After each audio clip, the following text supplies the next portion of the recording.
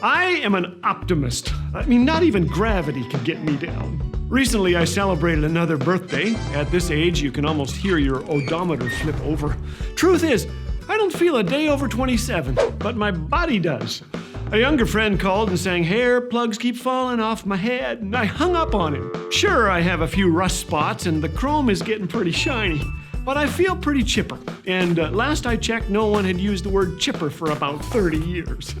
Even my dog is old. Not long ago, Mojo the third fell asleep sitting on my lap, and were it not for my lightning reflexes, she would have hit the floor. I saved her life, but I may have pulled some fat doing so.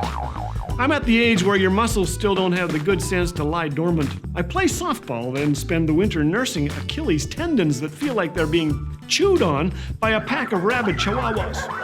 Two friends just informed me that they did not celebrate their birthdays this year. They just opted to ignore the doorbell and see if the visitor would go away.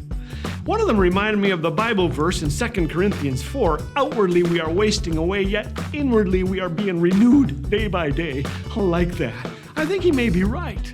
I mean, I feel pretty good for an old guy. I'm able to get to the fridge without a scooter. I'm able to navigate staircases. I exercise 3 times a week because it feels great when I stop. I'm learning to enjoy salads if they're covered in cheese, and I rarely eat more than I can lift. I do have some vices, but they are pretty meager. I was once a pack-a-day smoker, but that was 5th grade, and I quit the day I started. I drink more Coca-Cola than I should. I know, it contains all the goodness of aluminum wheels, but I kind of like it. When I turned 50, I reminded myself that the 50th was a year of joy and pardon. You read about that in the Bible. Everyone was to return home, forgive debts, and set free their indentured servants. I have trouble enforcing this, however. Return home? Our adult children eagerly return home now, but only for lavish meals. Forgive debts? The people at the bank insist I continue with the mortgage payments. Set indentured servants free? I offered my wife the year off, but she refused. She still cooks because she loves me. And she knows that without her, I will resort to subsisting on chips and pine cones and be dead within about 2 weeks.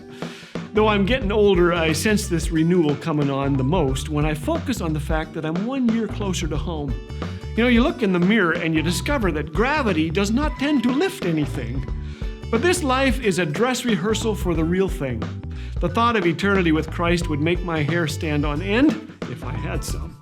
A longing to be with Jesus doesn't mean that we're content to leave the world as it is, but hope bubbles to the surface a little more quickly than it did a year ago.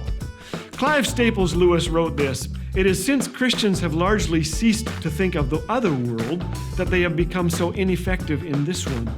And so this hope beckons me, do something lasting while I have the chance."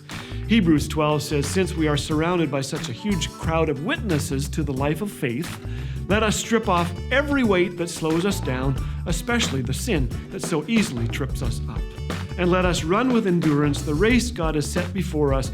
We do this by keeping our eyes on Jesus, the champion who initiates and perfects our faith." I can truly say now, without medication, that I love getting older. I do. My parents don't tell me what to do anymore. In fact, I can stay up as late as I want now, sometimes until 8 p.m. Yeah! Yeah! Oh, ah, oh.